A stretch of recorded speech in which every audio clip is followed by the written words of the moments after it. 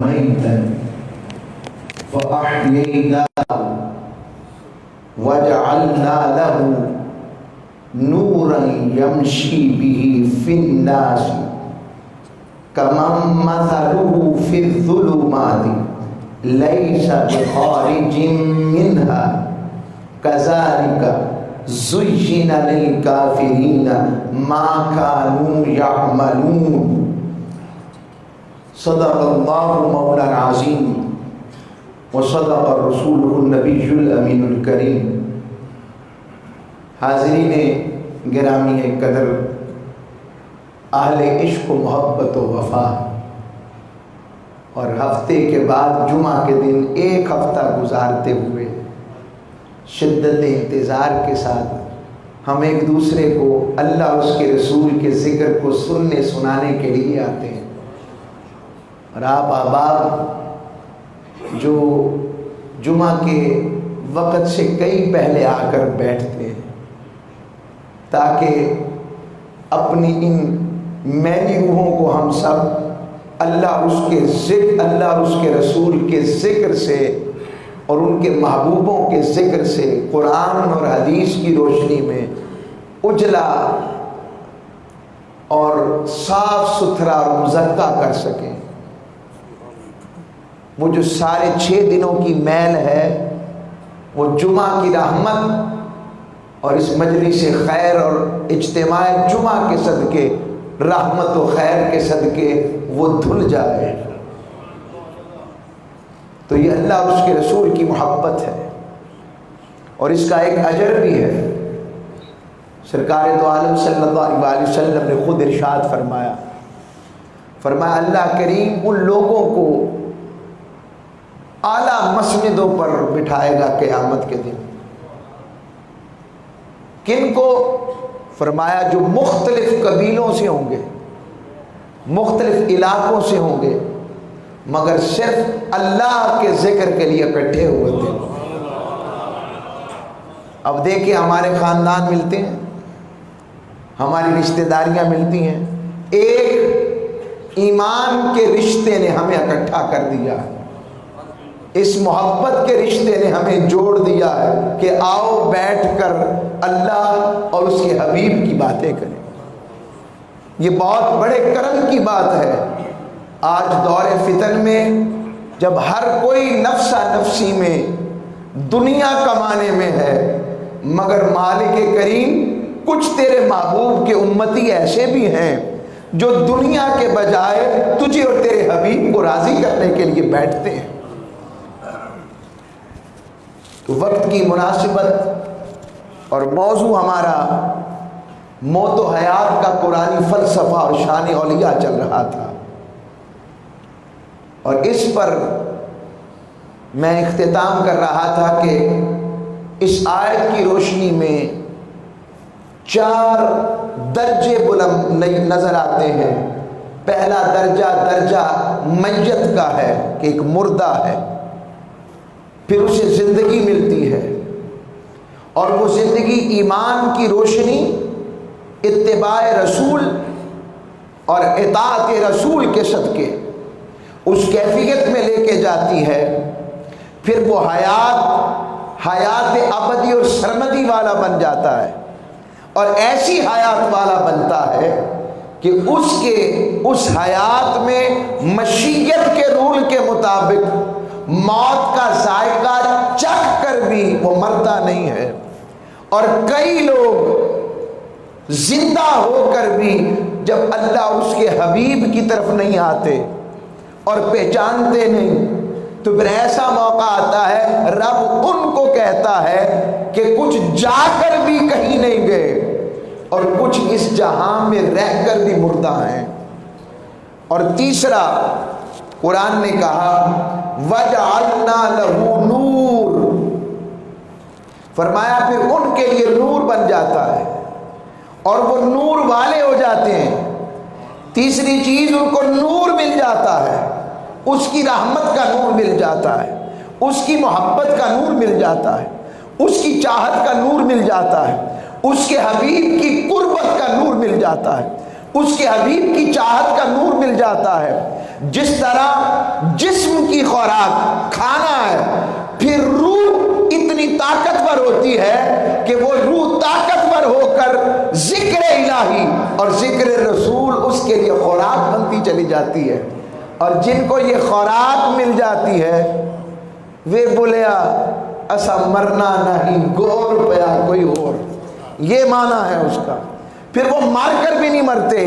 اور کیا کسی نے خوبصورت شعر کہا، اہل اللہ اور عاشق کا جنازہ اٹھتا ہو نا تو یہ شعر بڑا صادق آتا ہے کہ میرے جنازے پہ رونے والوں فریب میں ہو بغار دیکھو، مرا نہیں ہوں غم نبی میں لباس ہستی بدل گیا۔ ان کا مقام اور ہو جاتا ہے۔ اور اسی طرح پھر وہ صرف نور والے نہیں رہتے، اگلا درجہ پہلے خود منور ہوتے ہیں اور اس سے چوتھا درجہ پاتے ہیں، پھر رب اور اس کے حبیب کی عطا سے نور تقسیم کرنے والے بن جاتے ہیں۔ یعنی جو ان کے سائے میں آتا جاتا ہے وہ صرف خود ان کے نور کو دیکھتا نہیں، بلکہ نور ان کی سیرت سے، کردار سے اور صورت سے بھی آیا ہوتا ہے۔ آقا علیہ الصلوۃ والسلام نے خود فرمایا کہ اللہ والوں کی 3 نشانیاں ہیں۔ کتنی؟ 3 نشانیاں۔ پہلی نشانی یہ ہے اذا رؤوا ذکر اللہ، جنہیں دیکھو تو اللہ یاد آ جاتا ہے، یہ اللہ والوں کی پہلی نشانی۔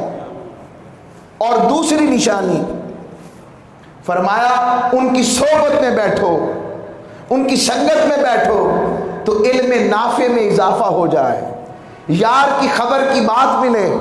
اسی طرح جیسے حضرت بشر حافی کی صحبت میں امام احمد بن حنبل بیٹھتے، رفع دین کرنے والے، سینے پر ہاتھ باندھنے والے، مگر امام احمد بن حنبل جو شریعت کے امام، علم کے امام، حدیث کے امام، تفسیر کے امام، اصولیین کے امام، اور وہ بغداد کی گلیوں میں چلنے والے ننگے پیر فقیر کی صحبت میں بیٹھتے۔ لوگ پوچھتے امام آپ تو امام ہیں، علم کے امام ہیں، مسند حدیث پر بیٹھنے والے ہیں، آپ بغداد کے اس ننگے پیر چلنے والے فقیر کے پاس کیا لینے جاتے ہیں؟ فرماتے ہاں شریعت میں جانتا ہوں مگر شریعت والے کو بچر جانتا ہے، میں یار کی خبر لینے اس کے پاس جاتا ہوں۔ یہ مقام ہو جاتا ہے، یہ طریقہ ہو جاتا ہے۔ اب کون سا سبق لیتے ہوں گے بشر حافی سے؟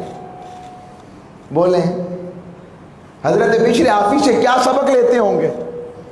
وہ عشق کا سبق، وہ خیر کا سبق، وہ سبق کا فیض جو اصحاب کہف والوں کو مل گیا، اور اصحاب کہف والوں کی وجہ سے ان کی سنگت پر بیٹھنے والے چوکھٹ والے کتے کو مل گیا۔ اگر کتا خالی نہیں رہتا تو انسان خالی کیسے رہ سکتا؟ اور ان کی سنگت ایسی ہے، ان کی سنگت والا بھی نامراد نہیں رہتا۔ اور تیسری بات فرمایا ان کا عمل دیکھو تو آخرت یاد آ جائے، آخرت یاد آ جائے۔ اب ان تقوی والوں کے اعمال میں سے ایسے چیدہ چیدہ باتیں لیتا ہوں۔ ذکر مولا علی ہم کرتے ہیں، مناقب مولا علی پڑھتے ہیں، ویسے تو سیدنا صدیق اکبر کا فخر بھی اپنے عروج پر ہے۔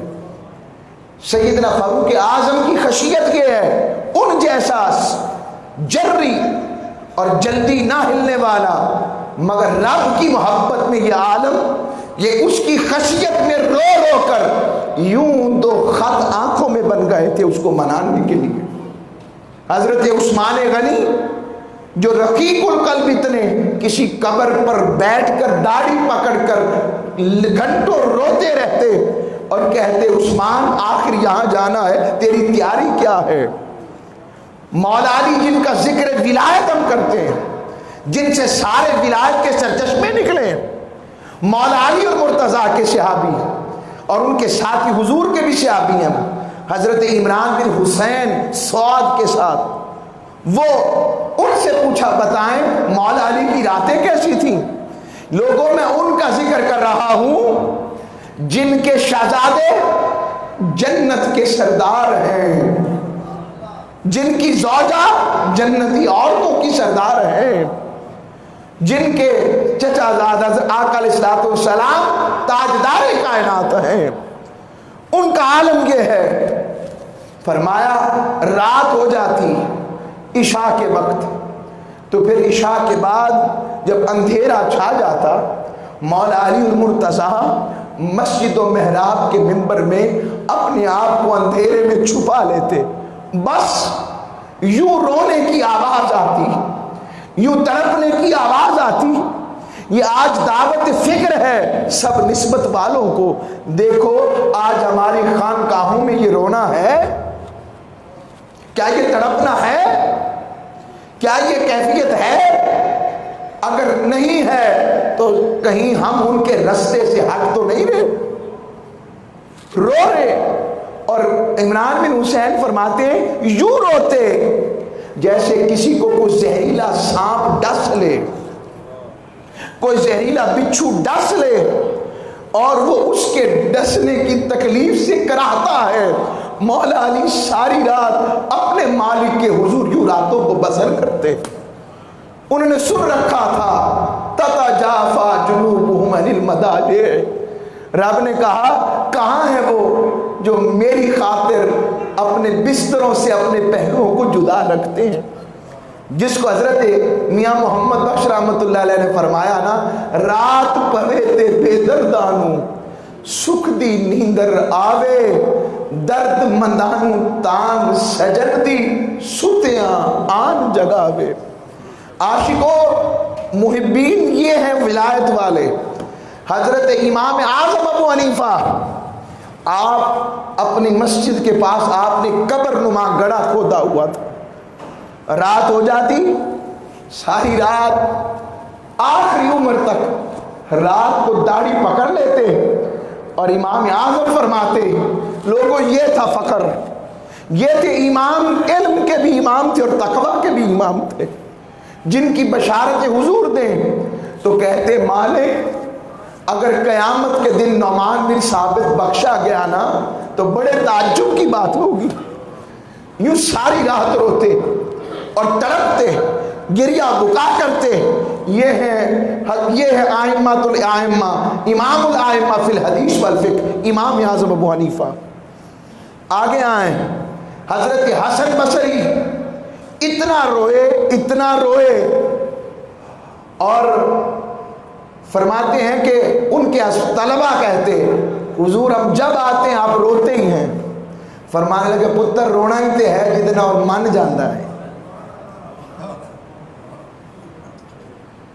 عشق جنا دی ہڈی رچیا، رونا کم ہونا دا، اٹھ دے بھی روندے تے بیندے بھی روندے تے روندے ٹردے ہیں راواں، ان کے عشق کی کیفیت جدا ہو جاتی ہے۔ امام حسن بصری اتنا روئے کہ آپ کے آنکھوں سے آنسو نکل کر پرنالے سے چند چھینٹے بار گرے۔ نیچے ایک شخص جا رہا تھا، آواز دے کے پوچھنے لگا گھر والوں بتا دو پانی پاک ہے کہ ناپاک ہے؟ آواز دی بھائی اور پانی ہوتا تو کپڑے دھوتے ہیں، یہ گناہگار ترین آدمی کے آنسو ہیں، درخواست ہے غسل بھی کر لینا۔ لوگوں یہ ان کا حال ہے۔ امام زین العابدین کے دیکھو، میں بتانا چاہتا ہوں ہم نے تصوف کو کیا سمجھ لیا ہے، ہم نے رسم بنا لیا، ہم نے عرس کو ایک رسم بنا لیا۔ عرس رسم نہیں تھی، عرس تو اللہ والوں کے ذکر سے مولا اور اس کے حبیب سے جڑ جانے کا نام ہے۔ ان کیفیات کو سمجھو۔ جوانوں کو پیروں کا استاد کا، اقبال سے پوچھا نا دور حاضر کا امام کون ہوتا ہے؟ سنیں اقبال کی زبان سے، فرماتے ہیں تو نے پوچھی ہے امامت کی حقیقت مجھ سے، خدا تجھے میری طرح صاحب اسرار کرے، وہی ہے تیرے زمانے کا امام برحق جو حاضر و موجود سے تجھے بیزار کرے۔ اور اگلا شعر سنے، دل کے کانوں سے سننا، کہنے لگے حاضر و موجود سے بیزار کرے اور دل کے آئینے میں دکھا کر رخ دوست زندگی تیرے لیے اور بھی دشوار کرے، کہ تیرے آئینے میں محبوب اور مرشد کے آئینے میں تجھے اس یار کی صورت نظر آئے اور تو تڑپ جائے کب ملاقات ہوگی، وہ وقت کب آئے گا جب ان سے ملاقات ہوگی۔ لوگوں وہی تو وقت ہوگا جب ان سے ملاقات ہوگی، وہی تو لمحے ہوں گے جب ان سے ملاقات ہوگی، اور وہ اپنے غلاموں سے پوچھے تم میری خاطر دنیا میں کام کرتا رہا، میری رضا کے لیے، فرشتوں یہ میرا ہے، میں مر کے پہنچا ہوں یہاں اس دل ربا کے واسطے، فرشتوں اب پائے ناز سے میں سر کو کیوں اٹھاؤں کہ میں مر کے پہنچا ہوں یہاں اس دل ربا کے واسطے۔ لوگوں تو جو ایسی کیفیت والے ہو جاتے ہیں، حضور غوث اعظم رضی اللہ تعالیٰ عنہ 40 سال اپنے تزکیہ نفس کے لیے دنیا سے دور رہ کر پھر واپس لوٹے، پھر علم تھی، تعلیم تھی، شریعت تھی، پیغام تھا، اور اتنا اثر تھا کہ 70 ہزار کا مجمع بیٹھتا اور اس مجمع میں جب خطاب کرتے تو کتنے جنازے اس خطاب کی وجہ سے اٹھ جاتے۔ حضور داتا علیہ رحمان آپ کی شخصیت جو تصوف میں، تصوف کیا ہے آپ کیا سمجھتے ہیں؟ میں اس کو سادی زبان میں حضور غوث پاک کے جملوں میں بتا دیتا ہوں کہ حضور داتا صاحب کیا ہیں، تصوف کیسے ملتا ہے۔ تصوف میں 4 لفظ ہیں، تا، سواد، واو، فا، یہ 4 لفظ ہیں تصوف کے۔ تسبیح پھیرنے سے بھی تصوف نہیں آتا، جبہ اور قبہ پہننے سے بھی تصوف نہیں آتا۔ تصوف مقناطیس کی طرح، لوہے کی طرح مقناطیس کے پاس خود کو رگڑنے سے پیدا ہوتا ہے۔ آپ نے دیکھا مقناطیس پر لوہا رگڑے تو وہ بھی کیا کرتا ہے، وہ بھی کھینچتا ہے، مقناطیس بنتا ہے۔ بس صوفی بھی یہی کرتا ہے، مدینے کے مقناطیس سے لوگوں کو جوڑتا ہے۔ بس میری باتیں ذرا عجب لگیں گی مگر باتیں سچی ہیں، ہٹ کر کر رہا ہوں نا، یہ بولی آج رہی نہیں ہمارے پاس، واہ واہ رہ گیا ہے، واہ کے ساتھ تھوڑی آہ بھی آنی چاہیے اس کے لیے، اس کے ذکر کی آہ بھی آئے اور یہ طلب آئے، ایک تو ہو فقط میں ہوں اور عالم ہو، اس کا تخت ہماری شارک کے قریب ہے، رب نے خود بتایا ہے، ایک تو ہو فقط میں ہوں اور عالم ہو، اے حسن ازل سارے حجابات اٹھا دے۔ تو عرض کر رہا ہوں یہ ساری کیفیات جو ان کو کیفیات محبت ملتی، یہ تقویٰ، یہ فرض کے علاوہ ہے، فرض کے علاوہ جو کیفیات ملتی۔ تصوف کیا ہے؟ تو تصوف کی تا کا مطلب ہے توبہ، پہلا نقطہ توبہ کا ہے کہ جو توبہ والا بن کر ڈٹ گیا، تصوف کی تا میں توبہ ہے، اور سواد میں صفا ہے، کسی کے لیے دل میں برا چاہے ہی نہ۔ سرکار دو عالم صلی اللہ علیہ وسلم نے بھی یہی بات فرمائی، فرمایا سب سے بہترین شخص وہ ہے جس کے دل میں کسی کے لیے کینہ نہ ہو، سب کی طرف سے دل آئینہ ہو، دوسرا جو مرضی سمجھتا رہے، اس کا دل صاف ہو، صفائے قلب والا ہو، صفائے باطن والا ہو، اپنی صفا والا ہو، رذائل اخلاق پہ کم مٹانے والا اور حسن اخلاق محمدی کا رنگ چڑھانے والا ہو، صفا والا ہو، صفائی والا ہو۔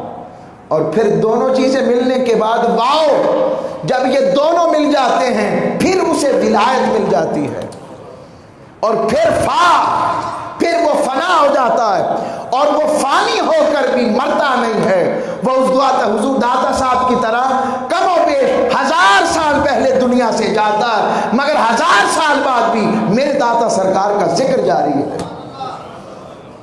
رب نے کہا علی اجویری تو نے میرا ذکر 70 سال کیا، 60 سال کیا، مگر تیرا ذکر مجھے اتنا پسند آیا ہے، اب میں تیرا ذکر خود بھی کرتا ہوں اور تیری مخلوق اپنی مخلوق سے بھی کرواتا ہوں۔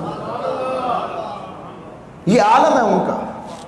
اور یہ جو نسبت والے ہو جاتے ہیں ان کی کیفیت کچھ اور ہوتی ہے، اور یہ تقویٰ والا رشتہ اتنا مضبوط ہے، قیامت کے دن جس دن سب رشتے ٹوٹتے جائیں گے، کاٹتے جائیں گے، اس سے پہلے میں آپ کو ایک اور حدیث سناتا ہوں۔ یہ میں نے آپ کو حضور کی حدیث کی شرح سنائی تھی نا کہ 3 نشانیاں ہوتی ہیں، اور پہلی حدیث کی شرح میں یہاں پر شاہ عبدالحق محدث دہلوی رحمۃ اللہ علیہ کو کوٹ کر رہا ہوں۔ آپ کی شرح ہے مشکات شریف کی، آپ نے لکھا فضائل مولا علی میں، جو کہا نا جب کوئی اللہ والے کے چہرے کو دیکھتا تو اس کو اللہ یاد آتا۔ حضور نے فرمایا جو شخص پہلی مرتبہ مولا علی کے چہرے کو دیکھتا تو بے ساختہ کہتا لا الہ الا اللہ، لا الہ الا اللہ وحدہ لا شریک لہ۔ یہ مقام کیا ہے، کیا عالم ہوگا؟ تو حضرت فاروق اعظم رضی اللہ تعالیٰ عنہ فرماتے ہیں اللہ والوں کا، تقویٰ والوں کی نشانیوں میں سے نشانی یہ ہے کہ ہر چیز کی کوئی نہ کوئی کان ہوتی ہے۔ کان جیسے سونے کی کان، یہ والا کان نہیں، وہ سونے کی کان اور چاندی کی کان ہوتی ہے۔ فرمایا ہر چیز کی کوئی کان ہوتی ہے جہاں پر وہ ذخیرہ ہوتا ہے۔ فرمایا تقویٰ کی کان عارفوں کا دل ہوتا ہے۔ ہائے ہائے، حضور نے فرمایا عارفوں کا دل رب کے تقویٰ کی کان ہوتی ہے۔ اس لیے تو کہا حضرت حاجرہ کے صرف پیر لگے کان والی تھی نا، رب نے کہا ان صفا والمروہ من شعائر اللہ، لوگوں یہ صفا اور مروہ اللہ کی نشانی ہے، تو جہاں پر قدم لگ جائیں وہ مقام اللہ کی نشانی بن جاتا ہے، تو جہاں وہ جسم دفن ہوتا ہوگا اس کا عالم رحمت و کرم کیا ہوتا ہوگا۔ اس میں یہ بھی نقطہ دیتا چلا جاؤں، بھئی وہ تو چلے گئے، ہم نے دفن ہوئے، دفن ہونا بتاتا ہے کہ اللہ نہیں ہے۔ کیا قبر بتاتی ہے کہ وہ خدا نہیں ہے، مگر ذکر بتاتا ہے کہ وہ خدا والے ہیں، وہ اللہ والے ہیں، اس لیے تو ختم نہیں ہوئے۔ آقا علیہ السلام کی فرمان کے اندر میں اس پر بھی حوالہ دیتا ہوں، آپ دیکھیں اللہ رب العزت نے ارشاد فرمایا، اور حضور نے اس سے پہلے میں حضور کے فرمان کو لیتا ہوں، سرکار نے فرمایا یا تو دوزخ یا تو قبر دوزخ کے گڑھوں میں سے گڑھا ہے یا پھر جنت کے باغوں میں سے باغ۔ اب میرا سوال ہے اگر تو دوزخ کے گڑھوں میں سے گڑھا ہے تو اس کا اطلاق روح پر ہوتا ہے یا جسم پر، یا روح اور جسم دونوں پر؟ بھائی روح اور جسم دونوں پر ہوگا تبھی عذاب ہوگا نا، بولیے۔ اور عذاب ہونا بھی تو زندگی کی علامت ہے نا، عذاب ہونا بھی زندگی کی، اگر زندگی نہیں ہے تو عذاب، اس کا مطلب عالم برزخ، ایکو کم کرے ذرا اس کا، عالم برزخ وہ بھی جو دوزخ کا گڑھا بنے گا، اس کا مطلب زندگی ہے تو عذاب ہو رہا ہے، بولیے۔ اور زندگی ہے تو اسے لٹایا جاتا ہے، سوال پوچھا جاتا ہے، سارا کچھ ہوتا ہے، یہ زندگی ہے۔ میرا سوال ہے جو جنت کے باغوں میں سے باغ والے ہوں تو پھر ان کی زندگی، یہی بتانا چاہتا ہوں کہ اگر دوزخ کے گڑھا مال زندہ ہو سکتا ہے کہ عذاب ہو رہا ہے، تو جن پہ رحمت ہو رہی ہو وہ مر کیسے سکتے ہیں؟ یہ تو آقا کی حدیث ہے، عام مومن میں نہیں مرتا۔ اور اس پر پھر حدیث لا دیتا ہوں، قرآن کی آیت لے آتا ہوں، سورہ 3 پڑھے، اللہ نے فرمایا ان الذین آمنوا وعملوا الصالحات، فرمایا وہ لوگ جو ایمان لائے اور نیک اعمال یعنی سنت اور سیرت مصطفیٰ اور تقوی اور طہارت شعائر مصطفیٰ علیہ السلام کے ساتھ اپنے آپ کو وابستہ اور چمٹے رہے، بساط پر حضور کی روشنیوں سے روشن ہوتے رہے، آقا کی محبت سے خیر پاتے رہے۔ فرمایا جو ایسے ہو جاتے ہیں، رب نے کہا فَلَهُمْ أَجْرٌ غَيْرُ مَمْنُونَ، ان کو ایسا اجر ملے گا جو ختم نہیں ہوگا۔ تو جب رب کہہ رہا ہے اجر ختم نہیں ہوگا، تو جس کو اجر دے رہا ہو وہ ختم ہو جائے، یہ کیسے ہو سکتا ہے؟ آگے بات سمجھ۔ اور پھر آقا علیہ الصلوۃ والسلام نے فرمایا، ارشاد فرمایا، حضرت سعد نبی وقاص بیان کرتے ہیں، فرمایا اللہ اپنے اس بندے سے محبت رکھتا ہے جو تقوی والا بھی ہو اور مستغنی بھی ہو۔ حضرت دادا صاحب رحمۃ اللہ علیہ نے واقعہ بیان کیا کشف المحجوب میں ساتھ ساتھ تعلیمات بھی چلا رہا ہوں۔ آپ نے کہا ایک فقیر مجذوب تھا، لوگ اس کے پیچھے پیچھے چل رہے تھے، لوگ اس کے پیچھے پیچھے چلتے، تو اس دادا صاحب نے سرکار دادا صاحب نے پوچھا بھائی یہ سارے تمہارے پیچھے کیوں چلتے ہیں؟ کہنے لگا جی پتہ نہیں، میرے پیچھے پیچھے خود ہی آ جاتے ہیں، میں ان سے جان چھڑاتا ہوں، یہ میرے پیچھے پیچھے چلتے ہیں۔ کہا ابھی بھی اس کا مطلب تیرا دھیان ان کی طرف ہے، ہائے ہائے ہائے، ابھی بھی تیرا دھیان ہے کہ میرے پیچھے ہیں، ابھی تیرا دھیان پوری طرح ادھر گیا نہیں۔ اگر تیرا دھیان اس کی طرف ہو جاتا، جسم اور روح بھی علیحدہ ہو جاتے، مگر تیرا دھیان نہ بھٹکتا، تو خیال ہی نہ کر تیرے پیچھے کون ہے، بس یہ دیکھ تیرے آگے کون ہے۔ ایک بدھا سے ملاقات ہوئی، بدھا سے، حضور داتا صاحب اپنا لکھتے ہیں، بدھا سے۔ وہ بدھا کیا کرتا، ایک پہاڑ سے اٹھتا دوسرے پہاڑ پر، دوسرے پہاڑ سے اٹھتا تیسرے پہاڑ پر۔ آپ اس کے پاس گئے، کہا تم یہ کیسے کر لیتے ہو؟ کہنے لگا میں اپنے نفس کے خلاف عمل کرتا ہوں۔ ہائے محمد ہی تھے نا؟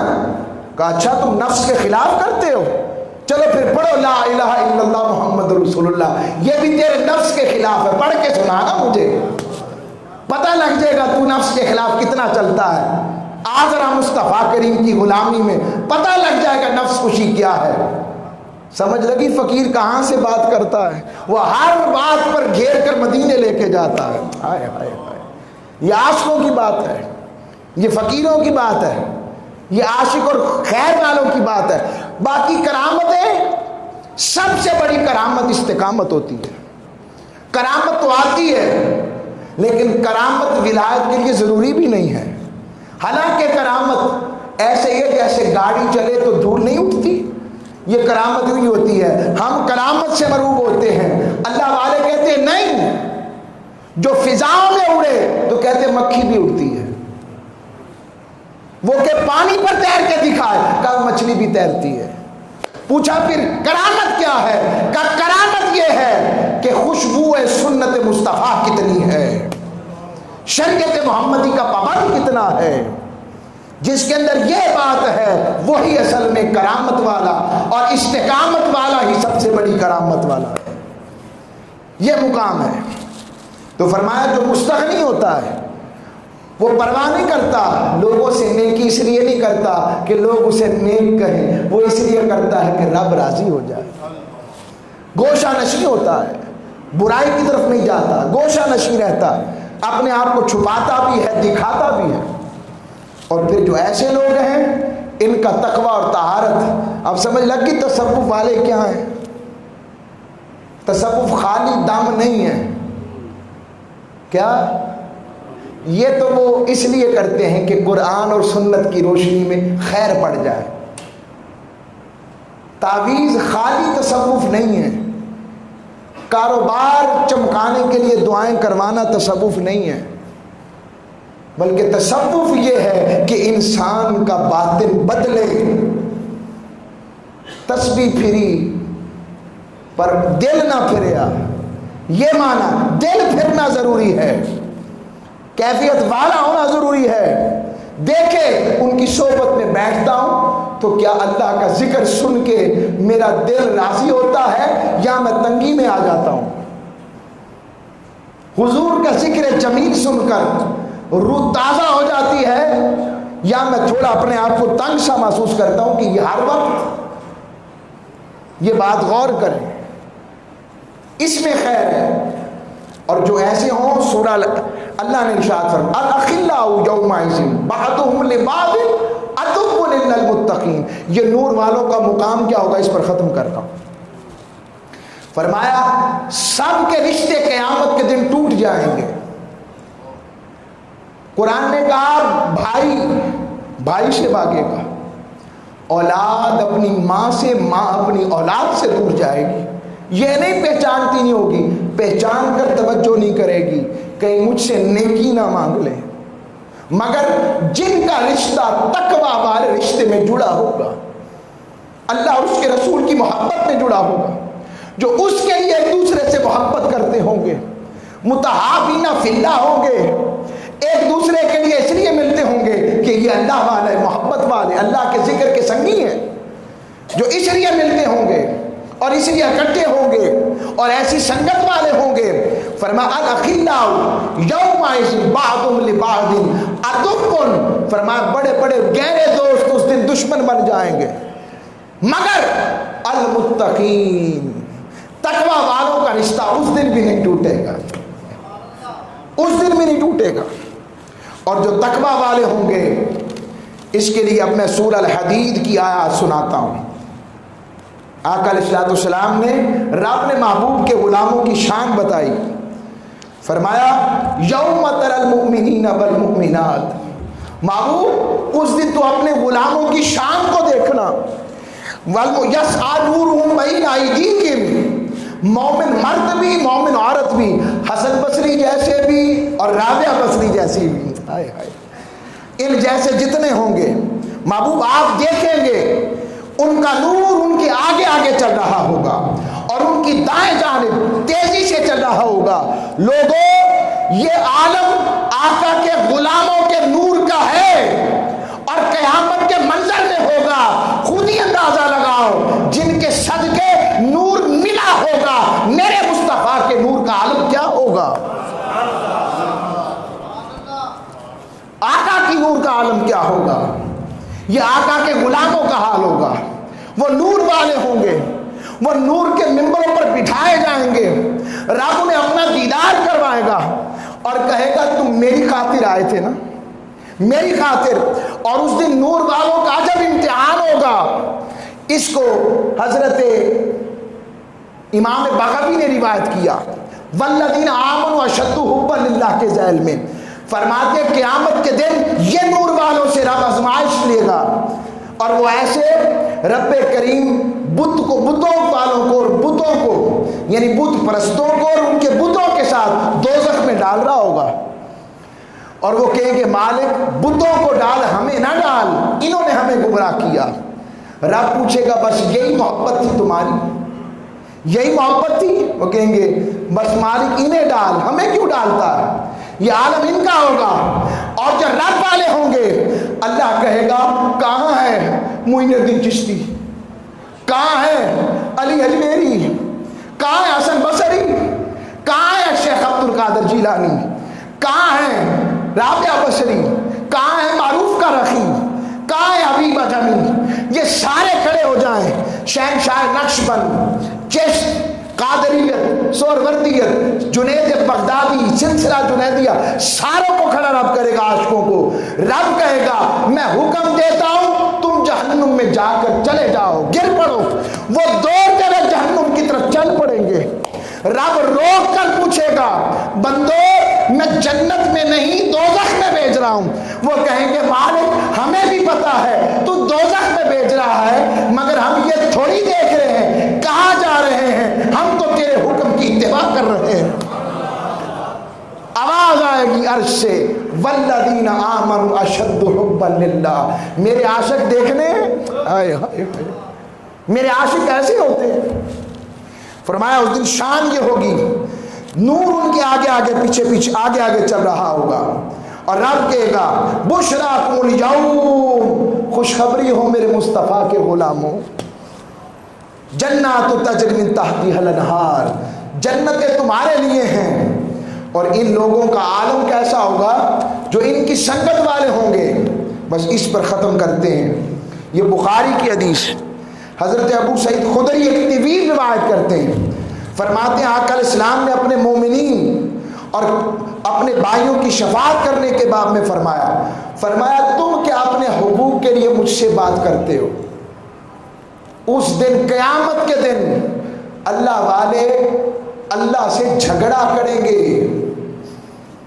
کیا کریں گے جی؟ اونچی ذرا. کس سے؟ ہے کسی کی جرت کہ اللہ سے جھگڑا کرے؟ ہے کسی کی مجال؟ مگر یہ کیا ہے؟ جھگڑے کے معنی کیا ہے؟ یہ رب نے جنہیں اختیار و ناز میں رکھا ہے. اور وہ یہ ہوگا کہ ان کو جنت کے پروانے مل جائیں گے. فرشتے کہیں گے چلو تمہیں پروٹوکول میں جنت لے جائیں. وہ کہیں گے جاؤ, ہم نے نہیں جانا, ہم نے نہیں جانا. فرشتے مالک سے عرض کریں گے مالک انہیں جنت لے کے جاتے ہیں کہ جاتے نہیں؟ رب کہے گا ادھر آؤ میں بات کرتا ہوں. مالک ابھی میرے بندوں جنت میں نہیں جاتے. مالک جنت میں تو جائیں, کچھ ہمارے والے بھی دوزخ میں چلے گئے. کچھ ہمارے ساتھی تھے جو نماز پڑھتے تھے, ہمارے حج کرتے تھے, روزے رکھتے تھے, ہمارے ساتھ سنگتوں میں بیٹھتے تھے.